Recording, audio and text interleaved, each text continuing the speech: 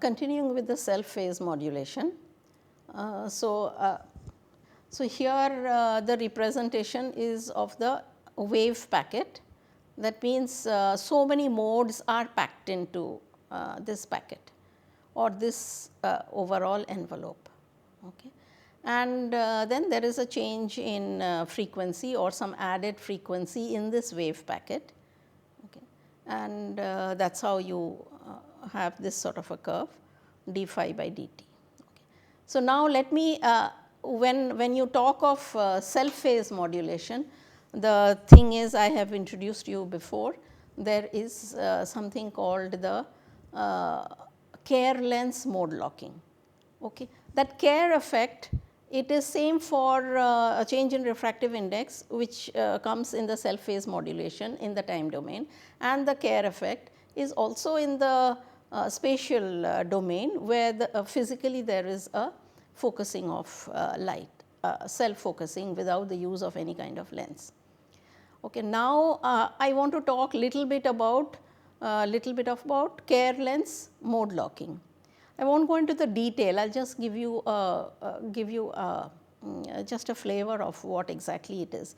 As you have seen before that in saturable absorber mode locking,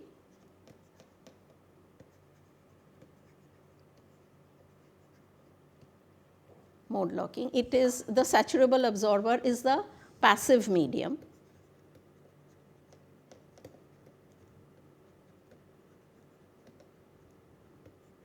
Okay. So, in case of Kerr lens mode locking, KLM, again this lens is a passive medium. Okay. And how does the mode locking take place, or what is the concept behind the mode locking? In fact, you get very short pulses with Kerr lens mode locking. Okay. Why does that happen? In case of Kerr lens mode locking, which is also a passive kind of mode locking, what happens is when there is this lens formation, so you are getting this lens formation, something like a lens, a graded lens in the time domain as well as in the spatial domain. But when we talk of this Kerr lens mode locking, it is mainly the spatial domain that we are referring to. Okay, the self focusing that is happening in the spatial domain, and simultaneously mode locking obviously is happening. Self phase modulation is also happening simultaneously. So, here what happens is the moment the lens kind of a structure is formed and the beams get focused there. Suppose I am talking about the cavity, inside a cavity. Okay. Okay, it is inside the cavity. I have a tiny pulse inside my resonator cavity which has got a high peak intensity.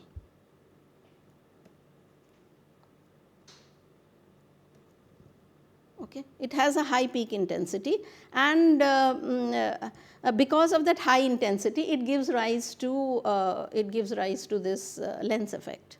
Okay. And all its energy is concentrated in this lens effect. That means this part which is a high peak intensity, that means the Q factor of this cavity is quite high.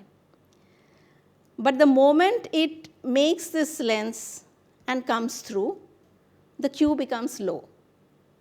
Okay. So, either the Q is high or it is low. The moment it is out, the Q is low. So, it is like acts something like a shutter.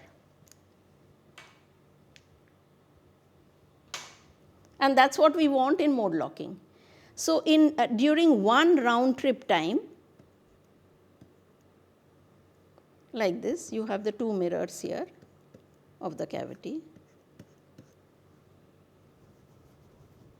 Okay. So, during this one round trip time, you have a very high intensity. It comes across, it makes a lens, all that is put into that intense beam or that intense pulse, okay, and it gets self focused. the losses are very low while this is going on, in that cavity. All the loss happens when it is focused and it comes out. Okay, then the loss is quite high in this, and again one more pulse develops, which over this round trip time does not lose much energy. Okay. So while this lens is formed, you have a low loss cavity or a high Q cavity. If the lens is not present, then the losses become very high. So again, it is a two-state kind of a situation, when the loss is low and when the loss is high. Low and high, there are two states to it, and that's what we want from a saturable for a mode locking, a open and closed shutter system. So here the open and closed shutter is the low loss and high loss, or high Q and low Q in the cavity, and all because, and it is happening on its own because of this formation of the lens. So that is the concept of Kerr lens mode locking. Okay. So something somewhat similar to saturable absorber, but in case of saturable absorber, what happens is you have certain suppose it's a two-state, it is a medium which is resonant to that light which is coming in. Unless it is resonant, particles from here will not go up here. Okay. While in this case there is no such condition. Your light need not be resonant with any energy levels of this medium. Okay. Here this is the one which is acting like a shutter, open shutter or a closed shutter, while here the self-focusing is acting like the open shutter or the closed shutter. And simultaneously because self-phase modulation is also taking place, that means change over time, change of refractive index over time, okay, that gives rise to some amount of compression too.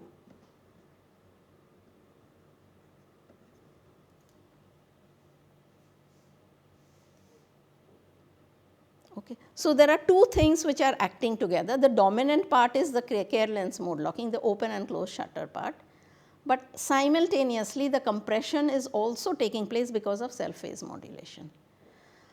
So with this kind of mode locking system in an oscillator, you can get very, very short pulses in the femtosecond range.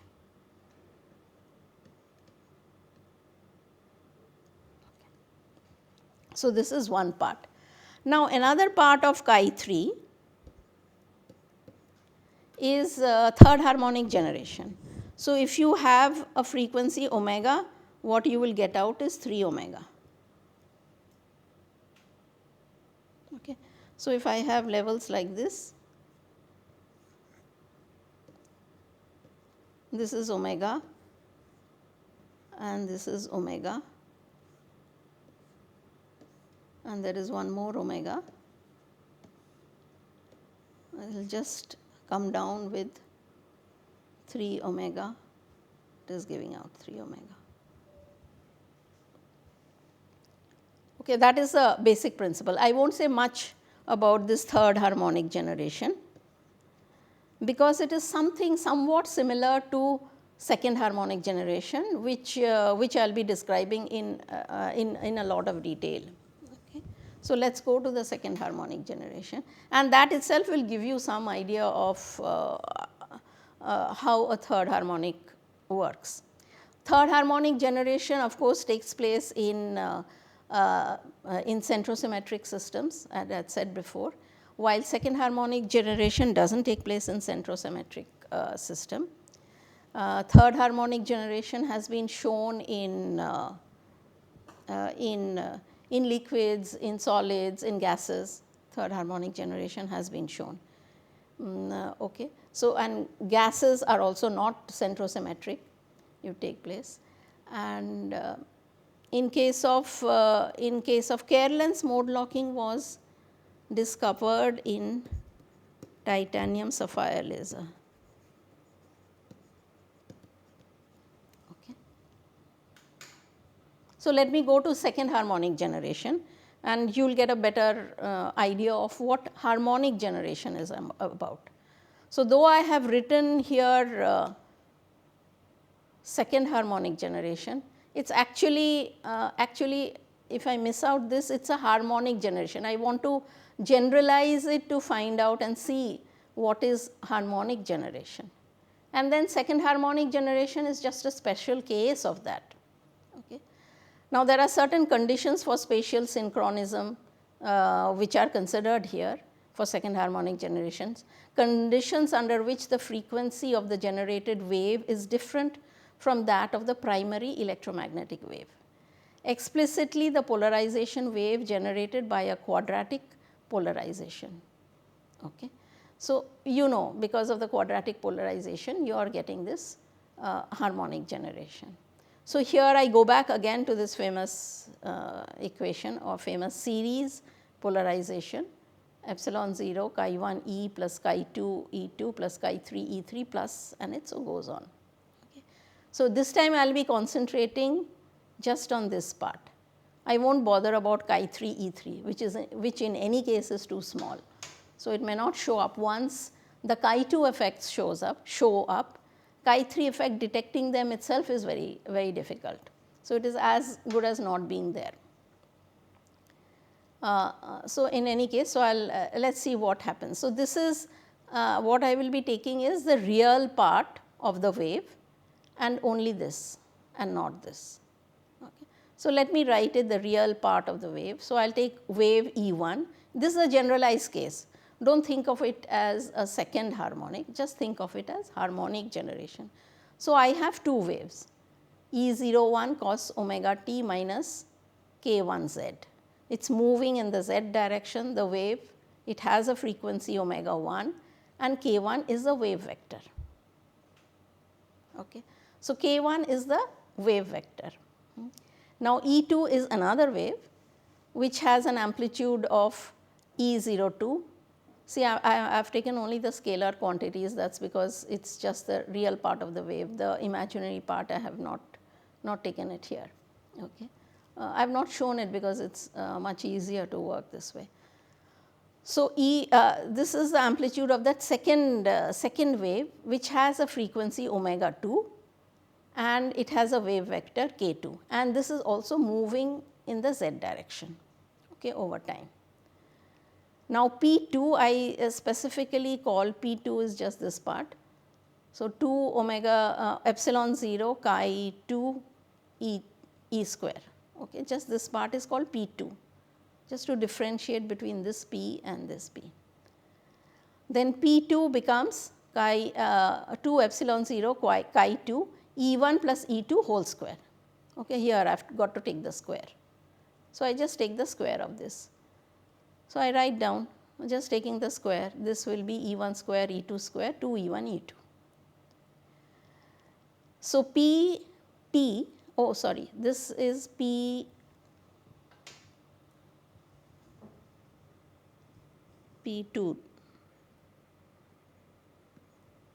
it did not come out there. Okay.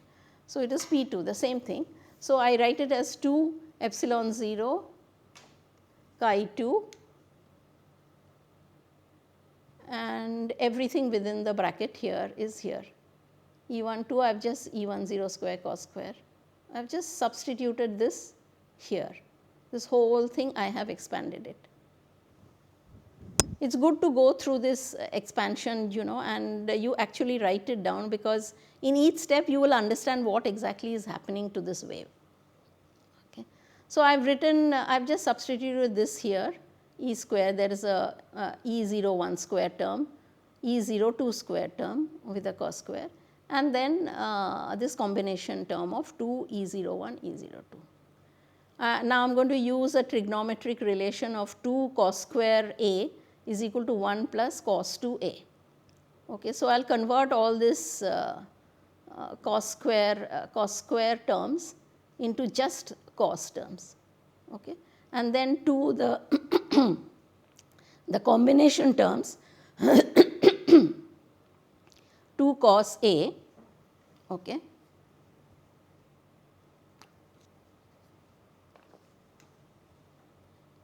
This term is cos A plus B cos A minus B. So, I put it in here.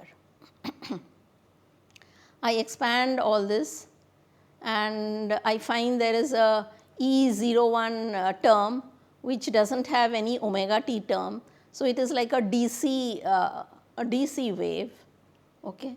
And then I have this E01 square term cos 2 omega t minus k1z plus this.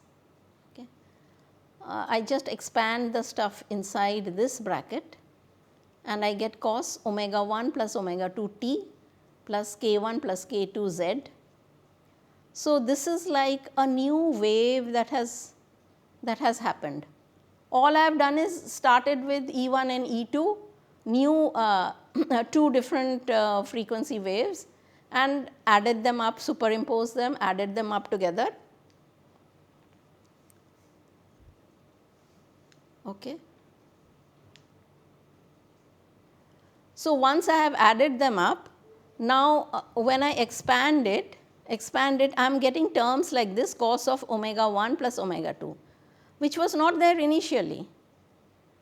It was omega 1 and omega 2 separately. Now, I have got a new frequency which is omega 1 plus omega 2, okay, and the wave vector corresponding to this new frequency is k1 plus k2.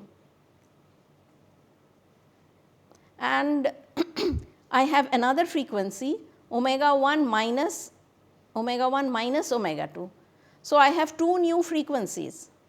I started off only with omega 1 and omega 2, I have 2 new frequencies.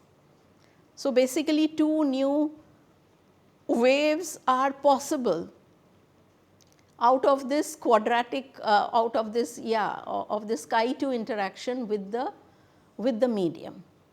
Okay.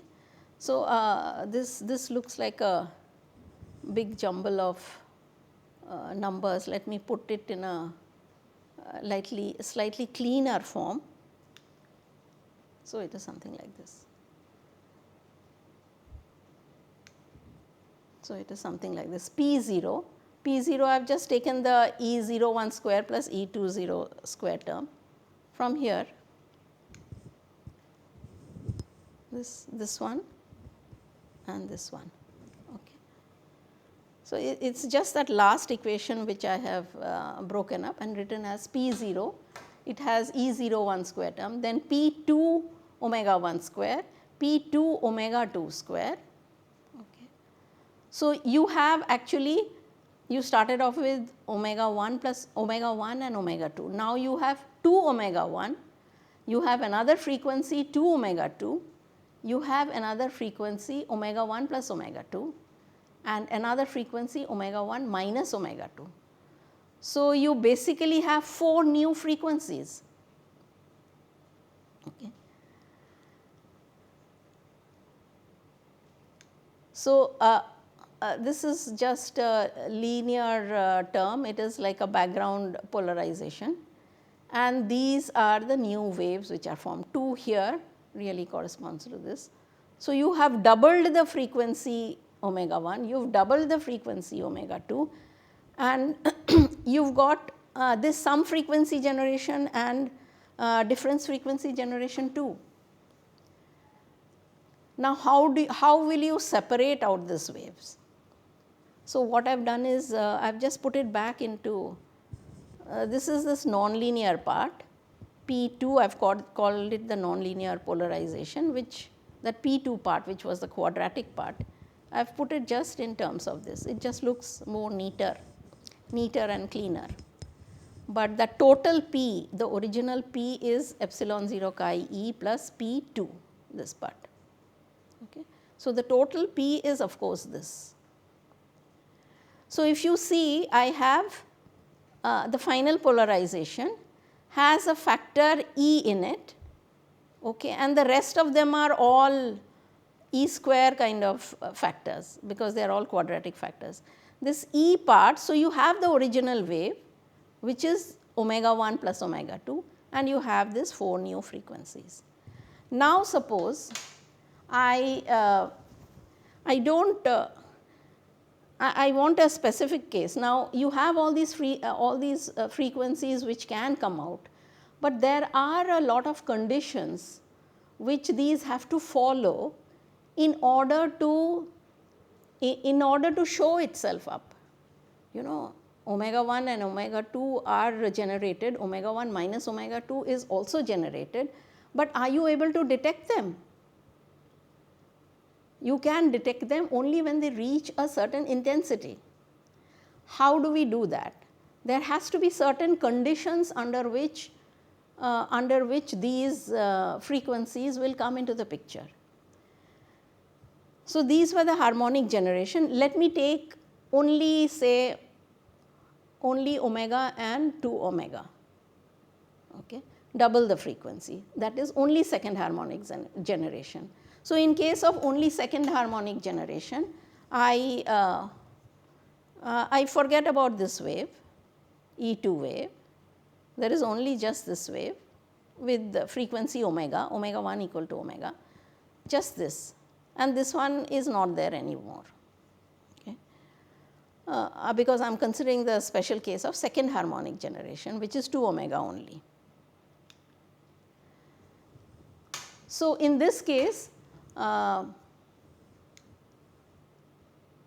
do not have this term, okay, this will become omega 1 plus omega 2, this will not be there, okay, there is no 2, there is no 2, here by mistake it has become 1, it is actually 2.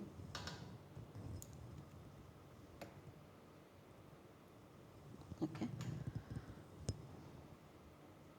Okay. So, this term will not be there, this term will not be there, this term will also not be there because there is no omega 2, only this term will occur. Okay. So, I can write P is equal to epsilon 0 chi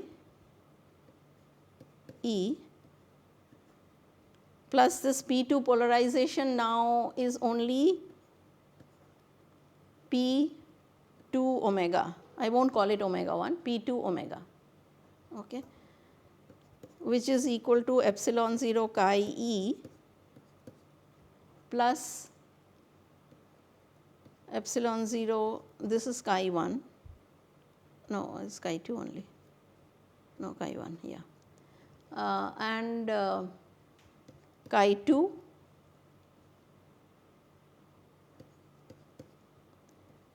E 0 square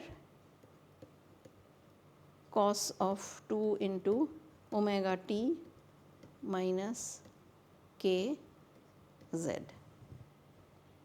Okay. So, I have this term, this corresponds to omega, this wave, and this wave corresponds to 2 omega, as you see this is 2 omega, and k, which is the wave vector, k is generally given by omega upon c into the refractive index, okay, at that omega. Now, in this case omega has become 2 omega, 2 omega.